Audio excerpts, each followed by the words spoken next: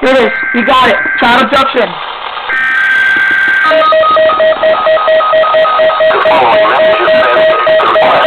Good job. The child, Adrian Bunch, was taken by his non-custodial father, Brett Bunch, today, January 27th, 2012, from 776 Westfield Avenue in Elizabeth, New Jersey, Union County. The child is 2 years old, male, 3 feet tall, weighing 30 pounds. He has brown eyes and black hair. His race is black. His date of birth is August 7th, 2009. Brett Bunch does not have legal custody of the child. The mother has full legal custody.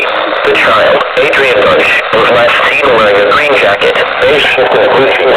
The non-custodial father, Brett Bunch, was last seen wearing a black leather jacket, blue jeans and black boots. The suspect is not driving a vehicle.